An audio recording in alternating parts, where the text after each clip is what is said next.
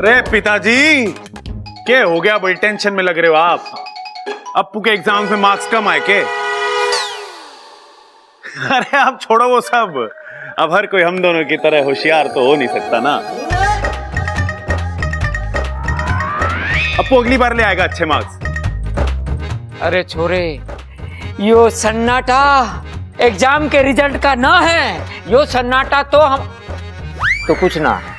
दादी आपने बुलाया? हाँ छोरी, आ बैठ मारे पास। बोलिए। तू एक मारा काम करेगी? हाँ बोलिए दादी। ममता को शादी के लिए राजी करवाना है।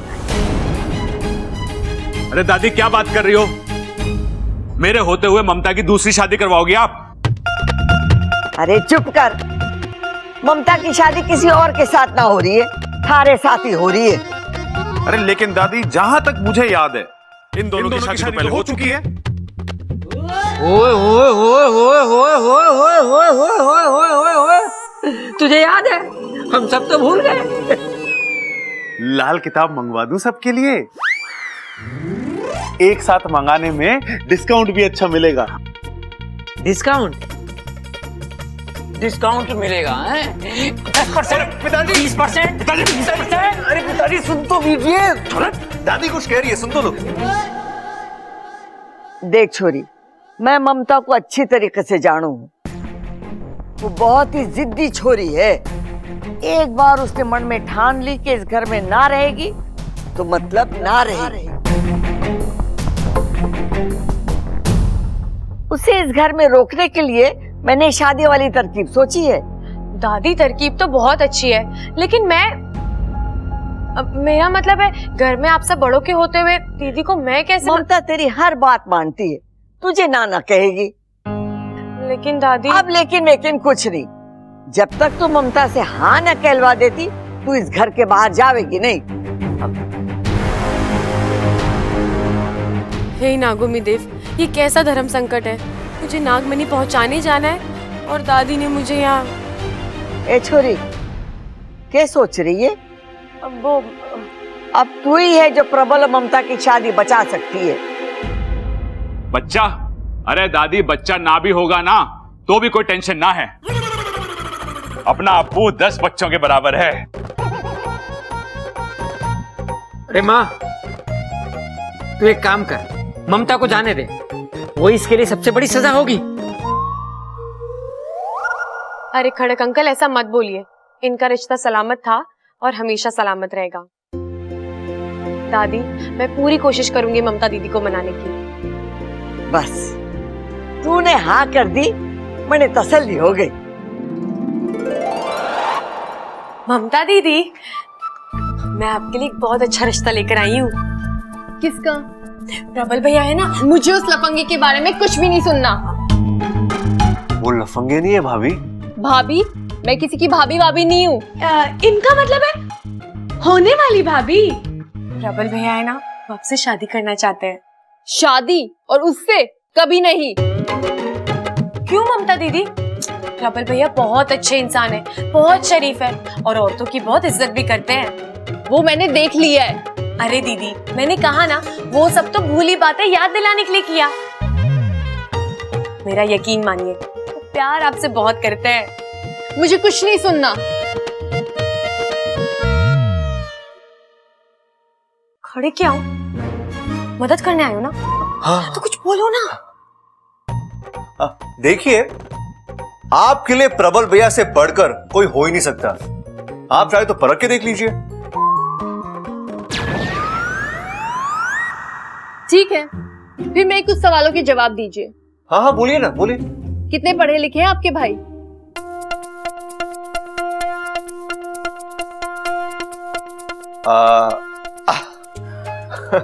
गांव के स्कूल में इतनी कक्षाएं नहीं है इतनी प्रबल भैया ने पास की है। अच्छा, करते क्या है? पहलवानी करते हैं। पूरे रोहतक में उनकी बराबरी करने वाला पहलवान नहीं है। कोई बुरी आदत? नहीं, कोई बुरी आदत नहीं। नहीं कैसे? एक बुरी आदत तो है ना। क्या? सामने वाला करे या ना करे, लेकिन वो सबसे प्यार करते हैं। ये हमारे खून में है। काम के लिए वो करे। हाँ दीदी। कोई पसंद ना पसंद? क्या फर्क पड़ता है, एक बार शादी हो जाने दो, सब आपके पसंद से ही चलेगा। हाँ दीदी, लड़का बहुत अच्छा है, घर और घर के लोग वो भी बहुत अच्छे हैं, ना करने की कोई वजह ही नहीं है। वही तो मैं कह रहा हूँ। है ना दीदी? तो रिश्ता पक्का? नहीं, मुझे उससे शादी नहीं करनी। क्यों? लड़का अच्छा है पर भरोसे के लायक नहीं है। क्यों दीदी? आज ताऊ में आकर मेरे हाथ गोद दिए, शादी के बाद मेरा पूरा शरीर गोद देगा। मेरा फैसला अटल है, मुझे उससे शादी नहीं करनी।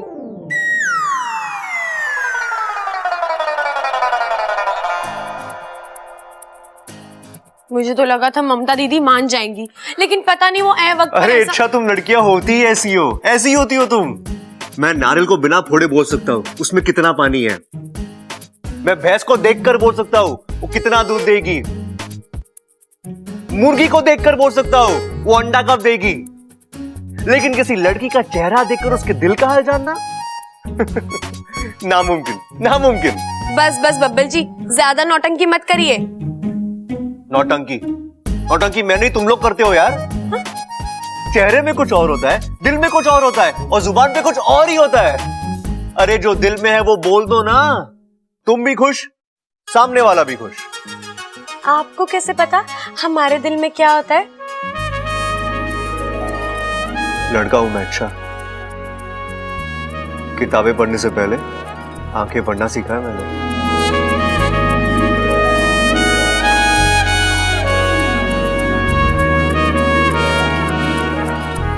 इतना क्यों शर्मा रही हो? ऐसा क्या बोल दिया मैंने? बब्बल जी मुझे जाना है, मुझे बहुत काम है।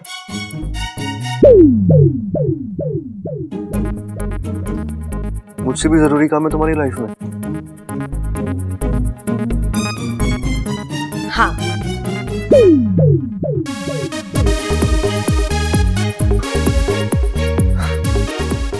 इच्छा तुम्हें जितना छुपाना है छुपा, लेकिन तुम्हारी आंखें ना बहुत कुछ कह जाती है।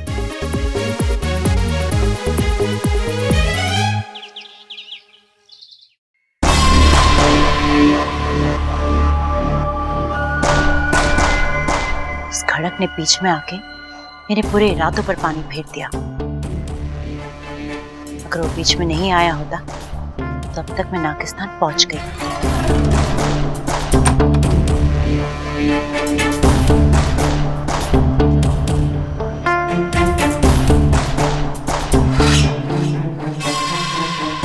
अब यहाँ ज्यादा देर रुकने में खतरा है, किसी ने इस मनी को देख लिया या किसी गलत हाथ में पड़ गया तो।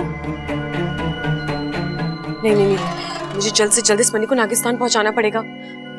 इस जिम्मेदारी को साथ लेकर यहाँ नहीं रुक सकती।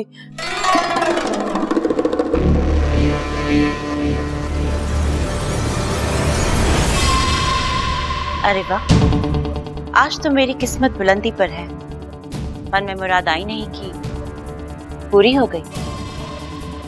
अब तो विशैली के सिर्फ 2 लक्ष्य, एक नागिस्तान का पता और दूसरा मौका मिलते ही इच्छा का खात्मा।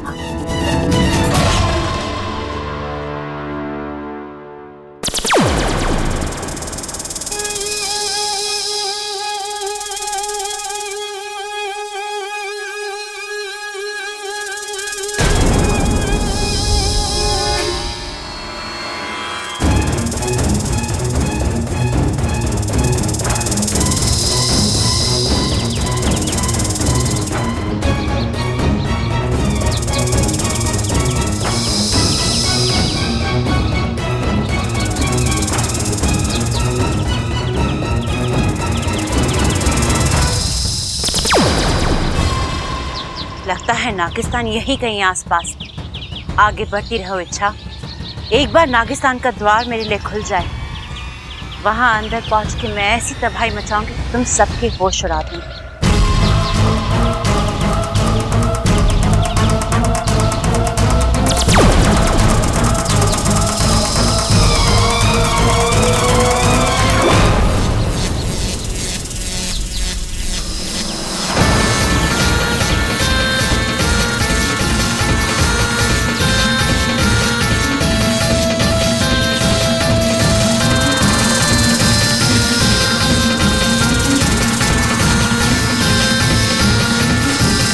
कौन हो तुम और किस देश से आई हो? जहां तक मेरा अभ्यास है, तुम विशालगढ़ की रहने वाली हो और नागिस्तान की खोज में निकली हो। लेकिन विशालगढ़ के नाग न कभी नागिस्तान पहुंच पाए हैं और न कभी पहुंच पाएंगे। तुम्हारी दुनिया अलग है और हमारी दुनिया अलग। अपनी अपनी दुनिया में सब खुशी से रहे, इसी में सबकी भलाई है। आज तुमने इच्छा को गुमराह किया है। तुम्हारा इरादा यकीनन नेक नहीं था। फिर भी हम तुम्हें माफ करते हैं, क्योंकि हम शांति प्रिय नाग हैं और मार काट में विश्वास नहीं करते हैं। जाओ यहां से। लेकिन इस एहसान को हमेशा याद रखना।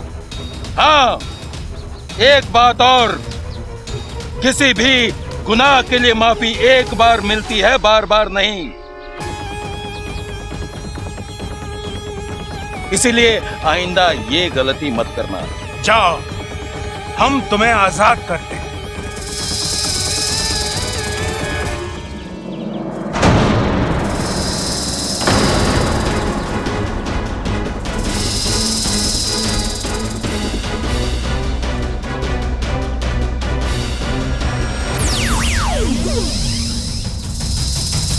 मुखिया जी सावधान।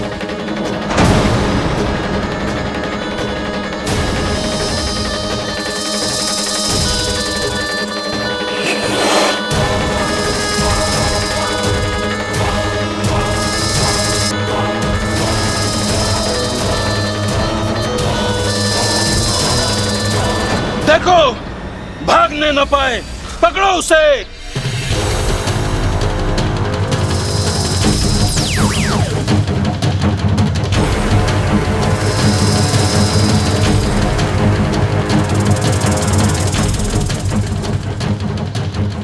कहाँ गई वो? एक पल में गायब हो गई। जरूर उसने अपनी शक्ति का प्रयोग किया होगा। कहाँ गई वो? पता नहीं मुखिया जी, कहीं गायब हो गई। इच्छा बेटी तू ठीक तो है ना? जी। इच्छा, आज तुमने मेरी जान बचाकर जो मुझ पे एहसान किया है। मुखिया जी, आप कैसी बातें कर रहे हैं? नागिस्तान के हर संस्कार मैंने आपसे सीखे हैं। मैं आपकी बेटी जैसी हूँ और बेटी कभी अपने पिता पर एहसान नहीं करती। परंतु तुम प्रशंसा के काबिल तो हो ही। अच्छा किया जो तुमने हमें पहले से ही आगाह कर दिया था। अगर आज विशालगढ़ की वो नागिन नागिस्तान पहुंच जाती तो कयामत ही आ जाती। असल में तो मुझे शक तब भी हो गया था जब वो नाग मुझे मणि देने आया था, और मुझे यकीन था कि नागमणि जैसे बड़ी बात आप मुझसे छिपा ही नहीं सकते। इसलिए मैंने वाकु के जरिए माँ से बात की। और माँ ने तुमसे कहा होगा कि ऐसी कोई नागमणि कभी चोरी नहीं हुई थी। हाँ, और जब मुझे यकीन हो गया कि ये किसी की चाल थी, तो उसे जानने के लिए और उसे रंगे हाथ पकड़ने के लिए मैंने ये चाल चली। लेकिन आखिर में वो भाग ही गई। चलो कोई बात नहीं, हम सब सुरक्षित हैं, हमारा नागिस्तान सुरक्षित है।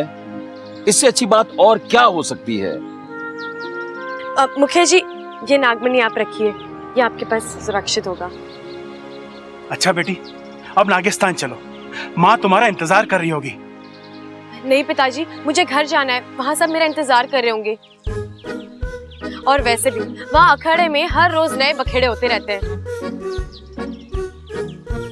चलती हूँ। अच्छा बेटा।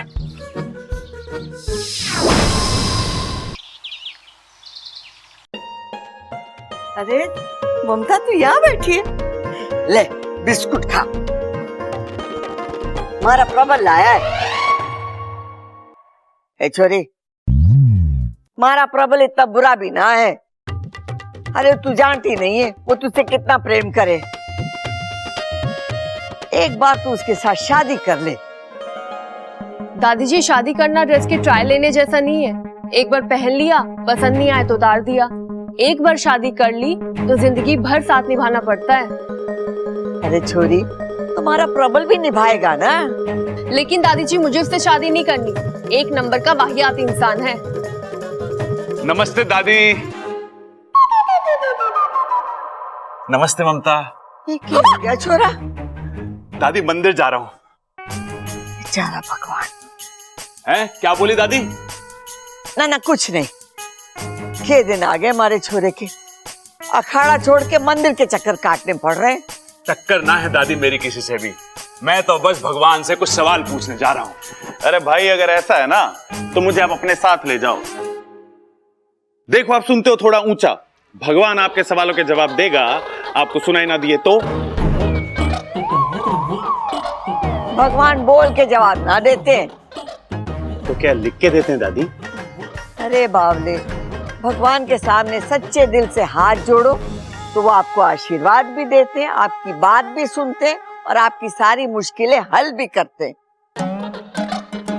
जा छोरा, तू मंदिर जा। दादी अकेले जाऊं के?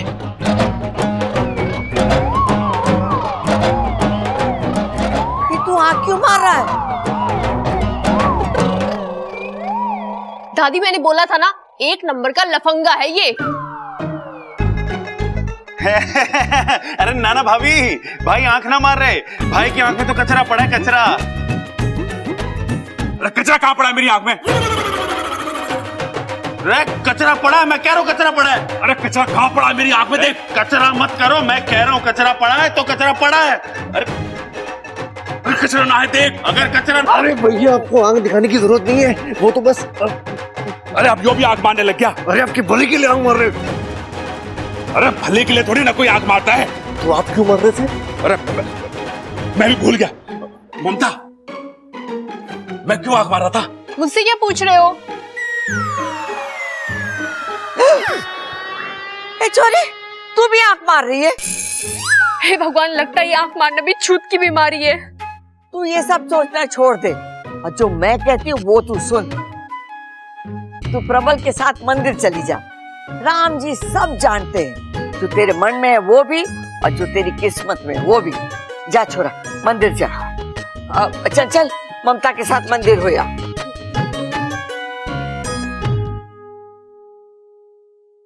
अरे माँ, अच्छा किया जो इन्हें भेज दिया, अब सब ठीक हो जाएगा।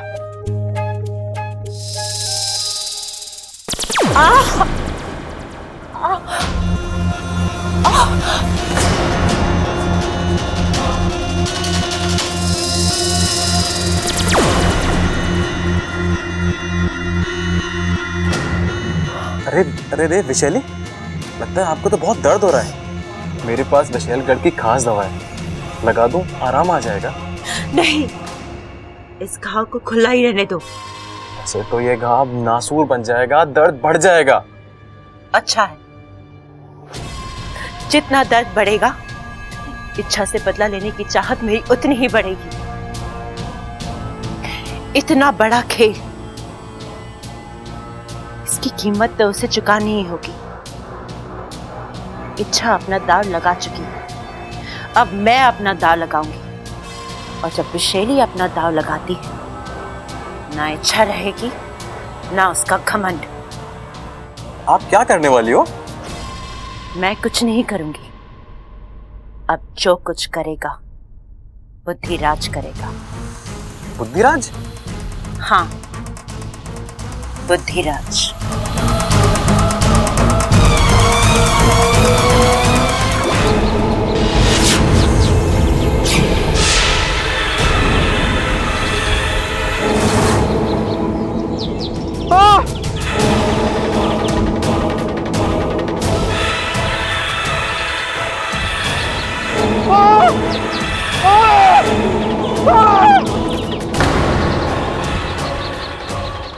इंसान अपने पैरों से कम और अपने दिमाग से ज्यादा चलता है, और इंसान के उसी दिमाग पर राज करता है ये बुद्धिराज। विशैली, तुम आज अचानक? बुद्धिराज, मुझे तुम्हारी मदद की जरूरत है। क्यों नहीं, जरूर। क्योंकि जो हार जाए वो बुद्धिराज नहीं,